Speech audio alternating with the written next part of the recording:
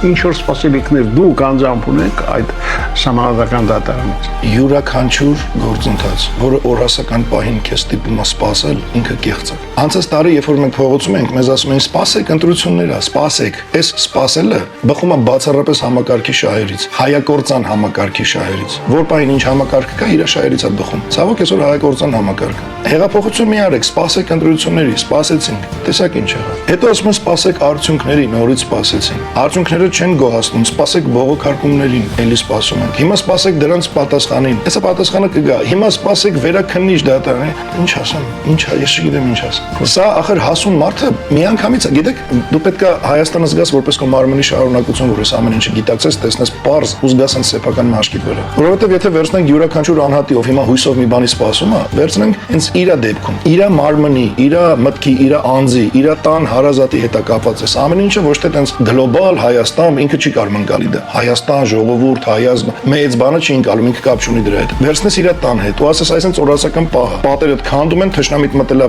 այն սենյակն ապրում են ինձ, ու քեզ ասում են սպասի։ Դու ինչ կար, դու ներվերից չես, դու չես կարա ձգես։ Որտե՞ս ես նստելու, նախ նստելու տեղ չունես, որ նստես սպասես, ուր ես նստելու, քո տան մեջ։ Այնտեղ թշնամիտ է, այնտեղ կոնկրետ թալանում են տունդ, այնտեղ պղծում են քո հիշողությունը։ Սպասի, նստի սպասի, ու նստի սպասի։ Դա մարդկային բանովա չէ։ Ինչ տարբերություն եթե քո անձի հետ չի ամբողջ պետության երկրիդ հետ։ Ինչին ենք սպասում։ Մեծ համանadrական դատարան, մի հատ միջազգային դատարան, մի հատ տենանք բանը սենատը ինչ կասի, Պուտինը ինչ, մենք քնած ենք։ Մեզ ներարկել են, որ մենք ուժ չունենք, մենք ոչ մի բան ենք